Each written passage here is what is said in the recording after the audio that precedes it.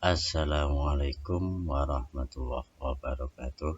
Selamat pagi anak-anakku sekalian kelas 9. Semoga dalam keadaan sehat walafiat. Kita berjumpa lagi dalam pelajaran prakarya. Kali ini kita akan membahas bab 3, yaitu budidaya ikan konsumsi. Tapi sebelum kita mulai, ada baiknya kita membaca suratul Fatihah dahulu. Lillahi ta'ala ala diniyah al-Fatihah. A'udzubillahi minasyaitonirrajim. Bismillahirrahmanirrahim. Alhamdulillahi rabbil alamin. Arrahmanirrahim. Maliki yaumiddin. Iyyaka na'budu wa iyyaka nasta'in. Ihdinas siratal mustaqim. Siratal ladzina an'amta 'alaihim ghairil maghdubi 'alaihim waladdallin. Amin. Terima kasih anak-anak sekalian. Mari kita lanjutkan. Ini adalah peta materi bab 3, budidaya ikan konsumsi. Nanti yang akan kita bahas adalah yang pertama komoditas ikan dan teknik budidaya. Dalam komoditas ikan itu nanti ada jenis-jenis ikan dan jenis wadah untuk budidaya ikan konsumsi. Teknik budidayanya di dalamnya nanti ada persiapan wadah budidaya dan teknik pemeliharaannya. Nah, tujuan dari pembelajaran bab 3 ini adalah diharapkan kalian semua itu setelah menerima pembelajaran ini itu dapat menyampaikan pendapat tentang keragaman jenis dan wadah budidaya dan pemeliharaan ikan konsumsi sebagai ungkapan rasa bangga dan wujud rasa syukur kepada Tuhan serta bangsa Indonesia. Yang kedua, siswa-siswi mampu mengidentifikasi jenis, sarana produksi, teknik pembuatan wadah, dan budidaya ikan konsumsi yang ada di wilayah setempat berdasarkan rasa ingin tahu dan peduli lingkungan. Yang ketiga, peserta didik diharapkan mampu merancang pembuatan wadah budidaya dan pemeliharaan ikan konsumsi berdasarkan orisinalitas ide yang jujur terhadap diri sendiri. Tujuan yang terakhir adalah peserta didik diharapkan mampu membuat, mempraktekkan, menguji, dan mempresentasikan pembuatan wadah dan pemeliharaan ikan konsumsi di wilayah kalian masing-masing dengan disiplin dan tanggung jawab. Oke, kita lanjut. Materi yang pertama adalah komoditas ikan konsumsi. Budidaya ikan konsumsi itu dimaksudkan untuk menyediakan ikan dalam memenuhi kebutuhan pangan sumber protein selain dari kegiatan penangkapan. Kebutuhan pangan sumber protein yang bersumber dari ikan ini semakin hari mengalami peningkatan, seiring dengan kesadaran para masyarakat tentang pentingnya kandungan gizi ikan. Contoh ikan konsumsi yang dibudidayakan antara lain lele, gurami, bawal, nila, belut, kerapu, bandeng, udang windu, dan lain sebagainya. Ikan konsumsi dikelompokkan menjadi 3 berdasarkan karakteristiknya, yaitu ikan air tawar, ikan air payau, dan ikan air laut.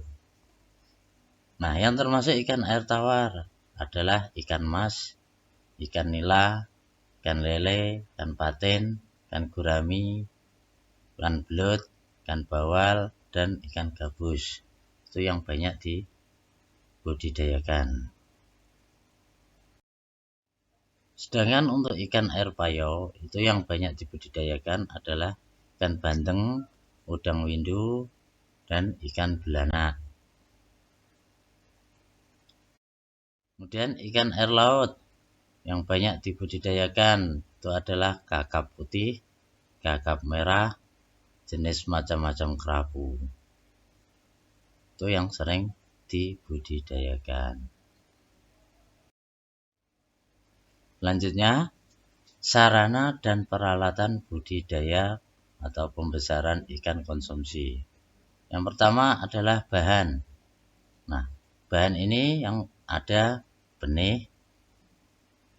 Benih ikan yang unggul diperoleh dari induk yang unggul. Jadi, untuk menghasilkan ikan yang unggul, yang berkualitas, itu asalnya adalah dari benih yang unggul pula. Pada proses penebaran dilakukan proses aklimatisasi, yaitu penyesuaian diri dengan iklim, lingkungan, kondisi, atau suasana baru. Ini bertujuan agar ikan dapat melakukan adaptasi suhu dan tidak stres. Proses aklimatasi itu melalui beberapa langkah. Yang pertama, isi plastik, air, dan benih. Saya ulangi, isi plastik dengan air dan benih ikan, lalu biarkan terapung di permukaan air selama 10 menit. Yang kedua, masukkan air kolam ke dalam plastik sedikit demi sedikit agar mudah beradaptasi dengan kondisi air kolam. Yang ketiga, biarkan benih keluar dengan sendirinya. Tapi jika tidak mau keluar, bisa dikeluarkan secara pelan-pelan. Yang kedua adalah pakan. Di sini pakan memegang peran penting dalam proses budidaya pembesaran. Dengan manajemen pakan yang baik, pertumbuhan ikan akan dapat mencapai ukuran sesuai yang diinginkan. Berdasarkan jenis pakan yang digunakan, proses pembesaran dikelompokkan menjadi 3, yaitu pembesaran ikan secara ekstensif, pembesaran ikan secara semi-intensif, dan pembesaran ikan secara intensif. Yang dimaksud pembesaran ikan secara ekstensif yaitu teknik pembesaran ikan yang hanya mengutamakan pakan dari alam yang berada dalam kolam budidaya. Yang kedua, pembesaran ikan secara semi-intensif yaitu pembesaran ikan yang lebih mengutamakan pakan alami yang terdapat pada kolam dan dengan tambahan pakan buatan yang tidak lengkap dari kandungan gizinya, seperti pemberian dedak, pemberian katul, pemberian nasi basi, atau yang lainnya. Yang ketiga, pembesaran ikan secara intensif, yaitu teknik pembesaran ikan yang dalam proses pemeliharaannya mengandalkan pakan buatan dan tambahan pakan alami. Yang ketiga, pupuk. Pupuk diperlukan untuk pemupukan tanah dasar kolam yang bertujuan untuk meningkatkan kesuburan kolam, memperbaiki struktur tanah, dan menumbuhkan fitoplankton serta zooplankton. Ini sebagai pakan alami. Dan jenis pupuk yang digunakan itu adalah pupuk kandang atau pupuk alami dan pupuk buatan. Pupuk kandang adalah pupuk yang berasal dari kotoran hewan, bisa dari ayam, burung, sapi, kambing, dan lainnya, yang sudah dikeringkan. Sedangkan pupuk buatan itu berupa pupuk yang berbahan kimia, yang diproses di pabrik, yang berguna untuk menyuburkan tanah, tambak, atau kolam. Jenis pupuk kimia yang sering digunakan adalah urea, ZA, TSP, KCl, dan NPK. Yang keempat, air. Air mempunyai peranan penting dalam proses budidaya ikan. Kualitas air yang bagus maka akan menghasilkan ikan yang bagus. Nah, untuk mengetahui kualitas air itu dapat diukur dari pH, suhu, salinitas, dan kecerahan. Kriterianya adalah kisaran pH yang bagus untuk budidaya ikan adalah 6-8. Sedangkan suhu air itu adalah 25 derajat Celcius sampai 32 derajat Celcius.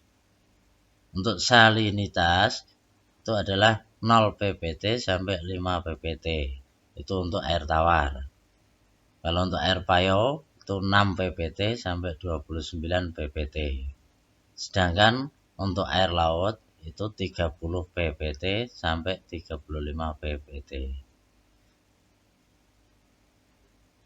Untuk kecerahan terlihat dari jumlah cahaya matahari yang dapat menembus dasar air. Semakin terlihat atau semakin terang, maka kualitas air itu bagus.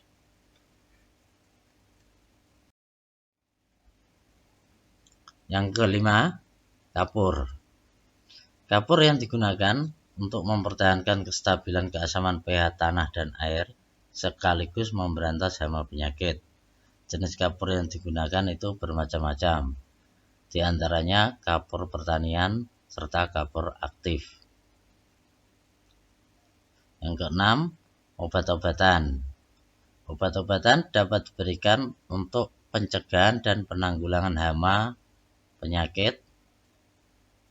Nah, obat-obatan ini bisa berjenis alami ataupun obat-obatan buatan. Obat yang berasal dari alami atau obat yang berasal dari alam itu kita bisa memanfaatkan ekstrak tumbuhan seperti tembakau, akar tuba, kipait, dan daun pepaya.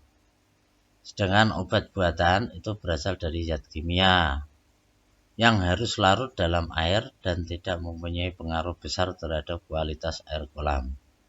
Artinya, bahan kimia tersebut hanya mematikan sumber penyakit, bukan ikan, serta mudah terurai. Lanjutnya, peralatan yang dibutuhkan dalam budidaya ikan konsumsi itu adalah yang pertama penggaris, serokan atau jaring, alat sortir, timbangan, dan tudung saji. Itu alat yang dibutuhkan. Kita lanjutkan jenis-jenis wadah budidaya ikan konsumsi. Jenis wadah yang pertama adalah kolam.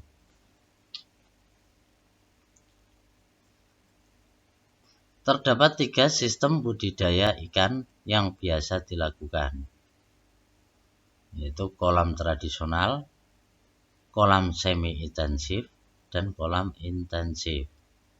Yang dimaksud kolam tradisional atau ekstensif adalah kolam yang digunakannya itu adalah kolam tanah. Maksudnya bagaimana? Kolam tersebut terbuat dari tanah, mulai dari dinding maupun dasar kolam. Itu terbuat dari tanah. Yang kedua, semi-intensif. Nah, kolam semi-intensif ini adalah menggunakan bagian dindingnya. Itu menggunakan tembok atau menggunakan bambu. Sedangkan dasar kolamnya masih terbuat dari tanah. Yang ketiga adalah intensif, kolam intensif. Nah, kolam intensif ini adalah keseluruhan bagiannya itu terbuat dari tembok. Selain itu, berdasarkan proses budidaya dan fungsinya, jenis kolam itu dibuat menjadi 4 kelompok. Yang pertama adalah kolam khusus untuk pemijahan, kolam untuk penetasan, kolam untuk pemeliharaan atau pembesaran, dan yang terakhir adalah kolam untuk pemberokan induk.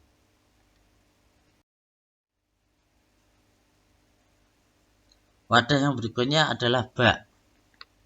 Bak merupakan wadah budidaya ikan yang dapat digunakan untuk usaha budidaya. Bak di sini yang sering digunakan itu terbuat dari plastik atau terpal, fiber, dan beton. Wadah yang ketiga adalah akuarium. Akuarium merupakan wadah budidaya ikan yang terbuat dari bahan kaca. Fungsi akuarium itu selain sebagai wadah budidaya, juga dapat dimanfaatkan sebagai ruangan untuk menikmati keindahan ikan. Wadah yang keempat adalah keramba. Jenis wadah yang bisa digunakan untuk membudidayakan ikan dengan keramba adalah jaring apung, jaring tancap, dan keramba yang terbuat dari bambu.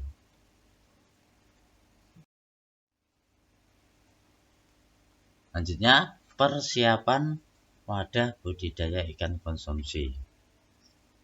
Persiapannya apa saja? Yang pertama, perbaikan pematang. Ini bertujuan untuk mencegah kebocoran air kolam sehingga tetap stabil. Persiapan yang kedua adalah pengolahan dasar kolam. Tanahnya dicangkuli atau dasar tanah kolam itu dicangkuli. Tujuannya untuk mempercepat proses penguraian. Yang ketiga, pengeringan dasar kolam. Ini tujuannya untuk mematikan hama dan penyakit yang dapat menimbulkan kematian dan keracunan. Yang keempat, pengapuran. Tujuannya adalah untuk menstabilkan keasaman tanah dan air kolam serta membunuh bibit penyakit. Jenis kapur yang digunakan adalah kapur pertanian dan kapur aktif. Yang kelima, pemupukan. Tujuannya adalah untuk meningkatkan kesuburan kolam, menumbuhkan fitoplankton dan zooplankton. Ini nanti bisa sebagai pakan alami. Yang terakhir, persiapan yang terakhir ini adalah pengisian air kolam. Ini dilakukan sampai batas yang diinginkan. Mau diisi separuh, penuh, atau sepertiga. Itu sesuai dengan keinginan dan ikan yang akan dibudidayakan. Setelah diisi, dibiarkan kurang lebih 4-7 hari sebelum ikan ditebar. Tujuannya adalah untuk menumbuhkan pakan alami dengan sempurna. Proses pemeliharaan ikan konsumsi itu membutuhkan perencanaan, alat, dan obat-obatan. Untuk perencanaan, kita harus menentukan ikan apa yang akan dibudidayakan, menentukan wadah yang akan digunakan. Kita akan menggunakan kolam, atau menggunakan bak, menggunakan akuarium, atau menggunakan keramba. Kemudian yang ketiga adalah menentukan jadwal. Di sini bisa kita menentukan jadwal kapan penebaran benih, terus kapan proses pemberian pakan, kapan proses penyortiran, dan lain sebagainya. Yang keempat, menyiapkan sarana alat dan bahan.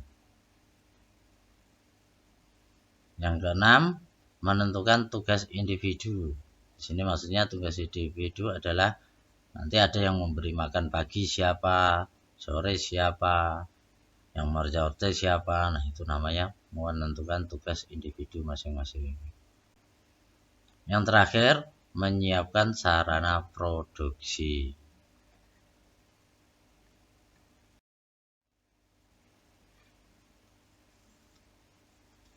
Berikut tadi materi yang dapat saya sampaikan. Semoga anak-anak paham. Apabila kurang jelas, bisa tanya di komentar atau kalian bisa membaca buku LKS-nya. Nah, selanjutnya saya akan memberikan soal latihan sebanyak 5 nomor. Kalian kerjakan jawabannya pada Google Form yang sudah tersedia di deskripsi. Untuk soalnya, soal yang pertama adalah berikut ini. Berikut ini merupakan jenis kolam menurut fungsinya, kecuali A. Penetasan, tradisional, pendederan, pemijahan. Soal yang kedua, berikut yang bukan merupakan sistem budidaya ikan adalah A. Tradisional, B. Intensif, C. Semi-intensif, D. Modern. Soal yang ketiga, manfaat dari pupuk sebagai sarana budidaya adalah A. Membuat ikan cepat besar, B. Untuk bernafas ikan. C. Meningkatkan kesuburan kolam. D. Mempertahankan kestabilan kolam. Soal keempat, salah satu komponen input pada usaha budidaya ikan adalah A. Induk betina. B. Benih ikan. C. Induk jantan. D. Telur. Soal yang terakhir, untuk mencegah kebocoran air kolam agar tetap stabil, itu merupakan tujuan dari A. Pengolahan dasar kolam. B. Perbaikan pematang. C. Pengapuran. D. Pemupukan. Berikut 5 soal yang harus kalian kerjakan dengan sungguh-sungguh. Semoga mendapat nilai yang bagus. Saya akhiri sampai di sini. Wassalamualaikum warahmatullahi wabarakatuh.